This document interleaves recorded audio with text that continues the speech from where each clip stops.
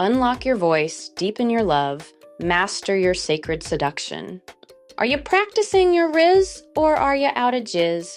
Welcome back, lovely listeners. It's Saphira here, your guide and hostess, for yet another enchanting episode of Sacred Rizz. We're diving into another chapter of love, and let me tell you, it's going to be a wild ride. And this time, we step into the world of the Alchemist, where seduction becomes spellcraft, where your breath is a wand, where your words become spells. Today's episode, the Spellbinder. Let's begin. Today, we're exploring the spellbinding realm of seduction. Imagine this. You walk into a room and all eyes gravitate towards you, not by chance, but because you're exuding a magnetic charm. That's the essence of what we're unraveling today. The Spellbinder.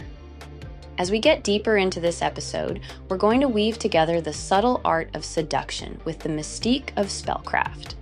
So grab a comfy seat, sip on your favorite potion, and let's conjure up some magic.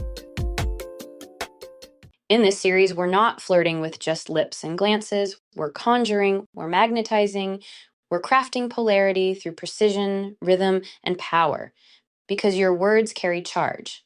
And your tone, that's the voltage. The spellbinder is not just a smooth talker, they're an energetic architect. They know exactly how to build a moment with language alone. They don't say more, they say better. So today, I'm going to teach you how to choose words that seduce, how to modulate your tone for deeper pull, and how to use silence, like a spell. Ready? Let's begin with the first principle of word magic, word choice. Yakar energy direction. Words aren't just symbols. They are signals, invitations, triggers. Listen to the difference here. I like you versus, you fascinate me. Or you're sexy versus, the way you look at me, it makes my whole body listen. One is generic, the other is coded, specific, embodied. Spellbinding words are sensory. They activate sight, sound, scent, skin. They make your lover's nervous system pay attention. Now, let's move to the second principle of the spellbinder, tone, erotic modulation. It's not just what you say, it's how you say it. Seductive tone is not performative, it's present. It begins in your body, not your mouth. Believe me, your tone can either make or break the spell you're trying to cast. When it comes to seductive speech, tone is everything. It's more about being present than being performative. Think of it this way. Anyone can memorize lines, but it takes genuine presence to convey those words in a way that captivates. Slow down your sentence, add breath, add space, let your voice rise like a wave and fall like a spell. Try this.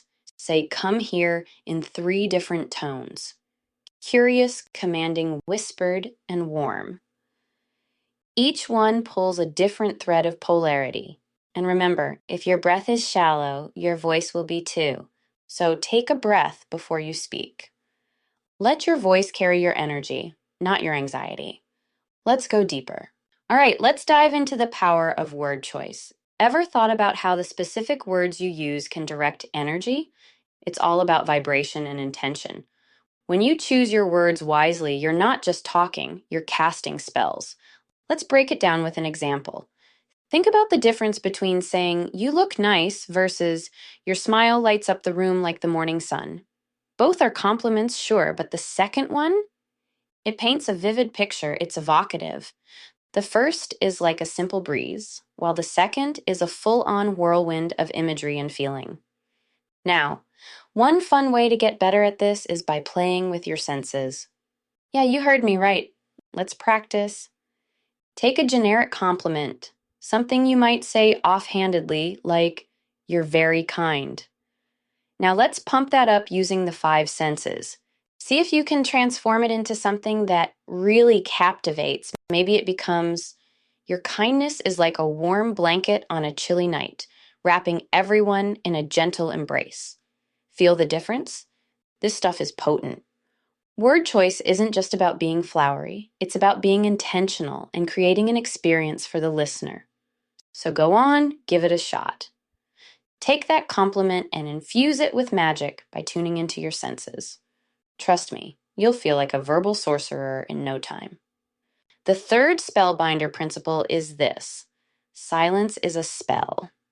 You don't need to fill every space. In fact, the pause is often the most seductive part. When you leave space, your listener leans in, they anticipate, they imagine. And imagination, my love, is the seed of eroticism. Try this. Say a provocative line, then don't follow it up. Just wait. Like, I dreamed about your voice last night and nothing else. Now let their mind paint the rest. That's real Rizz. That's energetic mastery. Hey. So let's recap your practice this week. You are the spellbinder. You flirt with frequency, you seduce with specificity, you speak from the body, not the script. Your training is this: rewrite one simple sentence using rich, sensory words. Record yourself saying it using 3 tones. Practice pausing after one line. Let silence do the seducing. And if you're brave, send it to someone you trust. Not to impress, to invite. Because when you speak with soul, your words become a portal. And when you modulate with mastery, you don't just flirt, you spellbind. So, who do you want to whisper to tonight? And more importantly, what spell are you ready to cast? As we wrap up today's episode, let's recap the main principles we've covered: word choice, tone modulation, and the power of silence. Each of these elements plays a crucial role in mastering your sacred seduction. By choosing your words intentionally, modulating your tone to fit the moment, and skillfully incorporating silence, you create an experience that is unforgettable and magnetic. These principles may seem simple, but they hold immense power when practiced with intention and care.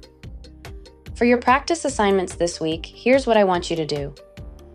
First, pick a basic compliment and transform it using vivid, sensory-rich language. Next, play around with tone by saying the phrase, "come here," in different ways: inviting, commanding, and teasing. Finally, experiment with silence. Deliver a provocative line, and then let a pause linger to build anticipation. Remember, practicing these skills takes time, and you should feel free to send practice recordings to someone you trust for feedback.